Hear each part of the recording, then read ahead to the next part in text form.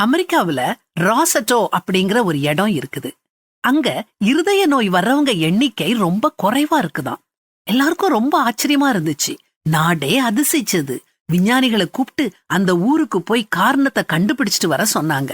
விஞ்ஞானி குழுவும் அங்க போச்சு. அந்த ஊர் மக்கள் சாப்பிடுற உணவை சோதிச்சு பார்த்தாங்க. அப்படி ஒண்ணும் வித்தியாசம் தெரியல. அங்க எல்லாரும் ஏதாவது விசேஷமா உடற்பயிற்சி செய்யறாங்களோன்னு கவனிச்சு பார்த்தாங்க. அப்படி ஒண்ணும் தெரியல. விஞ்ஞானியர் திகைச்சு நின்னாங்க. காரணத்தை கண்டுபிடிக்க முடியல. திரும்பி போயிடலாம்னு நினைச்சப்போ அவங்க காரணத்தை கண்டுபிடிச்சாங்க. மனித உறவுதான் காரணம்.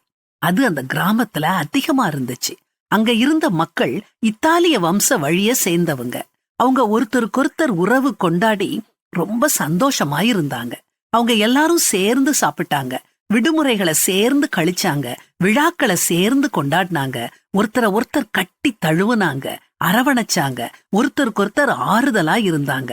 இதனாலதான் அவங்க இருதய நோய் வராம ஆரோக்கியமா இருந்தாங்க. இத அந்த விஞ்ஞானிகள் கண்டுபிடிச்சு மத்தவங்களுக்கு தெரியப்படுத்தினாங்க. ஆமாங்க, அன்பும் உறவும் மிகப்பெரிய வித்தியாசத்தை உண்டு பண்ணும். எந்த எதிர்பார்ப்பும் இல்லாம அடுத்தவங்களை நேசியுங்க. அவங்க குறை நிறைகளோட நேசியுங்க.